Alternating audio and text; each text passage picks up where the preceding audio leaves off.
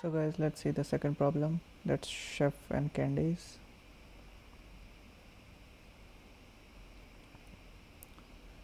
So the problem says there are n children and chef wants to give one candy each. Chef already has X candies with him. To buy the rest, he visits a shop. In the shop, packets are of 4 candies. So each packet contains exactly 4 candies.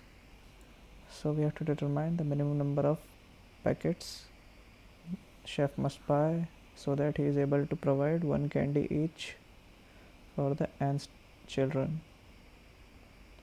So in the first line we have t as the test case input, and in the next line we have n and x, determining number of children and number of candy chef already has respectively, and we have to find the minimum number of packets we have to buy as the output.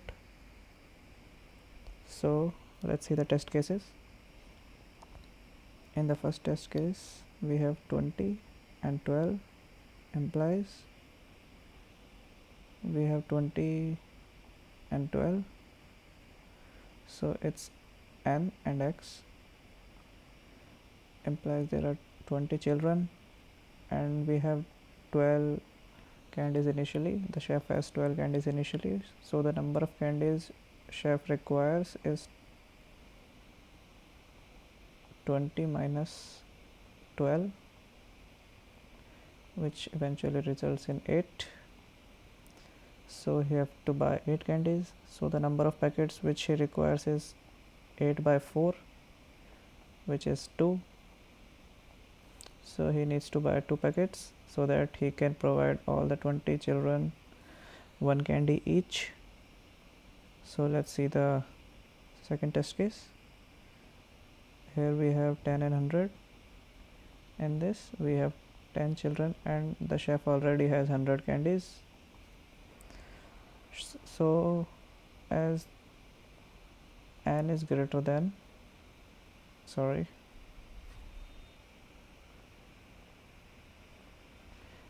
n is less than x implies, or we can say n is less than equal to x, which implies chef has more than the required number of candies. As we have only 10 children and we have 100 candies, so the chef can provide one candy to each student without purchasing any more. So here the answer will be 0 packets required. Now let's see the next test cases. So in this we have n greater than x. So let's take the fourth test case in which we have 20 and 9. So we have 20 students and 9 candies with the chef. So the chef requires 11 more candies to distribute in the remaining to the remaining 11 students. So the number of packets he will buy is 11 by 4, which results in 2.75. okay, so he cannot buy 2.75. Therefore if we have something after the decimal, then we will have to convert it into like this. So as he cannot buy 2.75 here, he will have to buy eventually 3 packets so that he can distribute among them. So similarly in the test case 3, which we have 10 and 9, for the one extra candy he will have to buy the complete 1 packet. So here also 1 by 4 is equals to 0.25, implies we have to convert it into the next nearest integer, that's 1, and the next nearest integer is 3 here. So how can we get this in our code? Let's say considering this example, we can say we will convert this into not converting, we will take the floor of this. Instead of just dividing and getting this decimal thing, we will get the floor of this by using 11 floor 2. The double backslash integer is for floor in Python.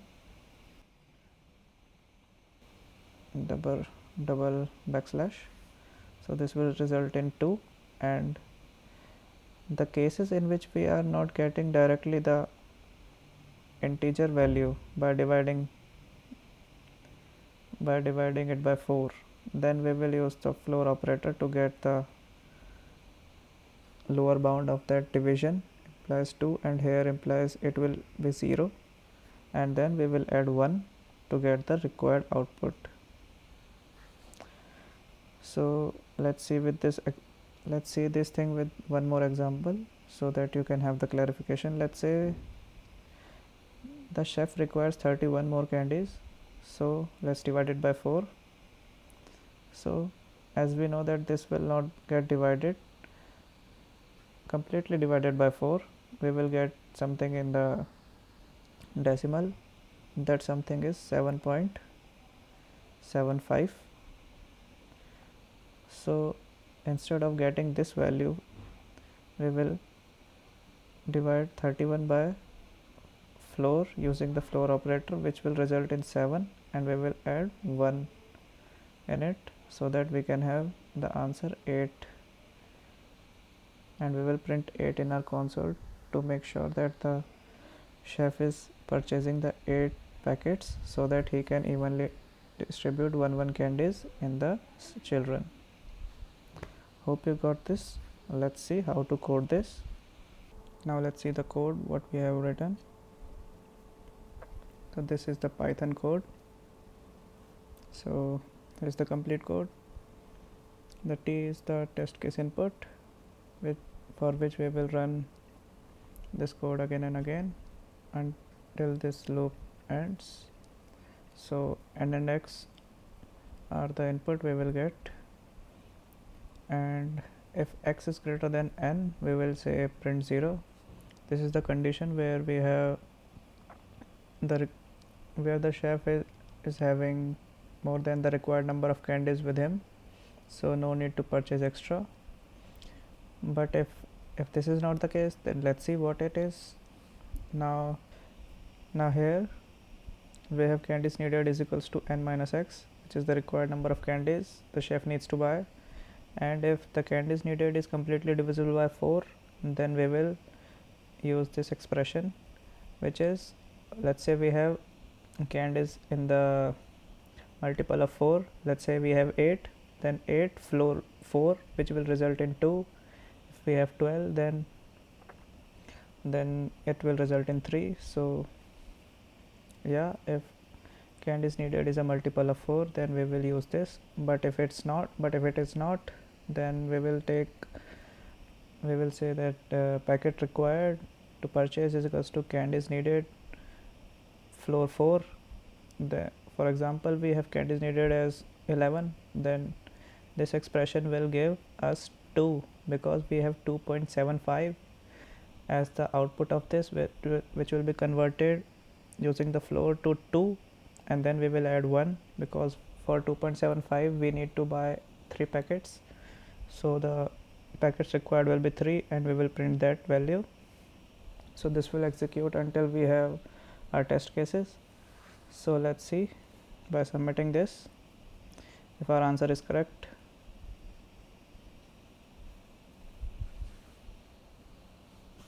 Let's wait for some time.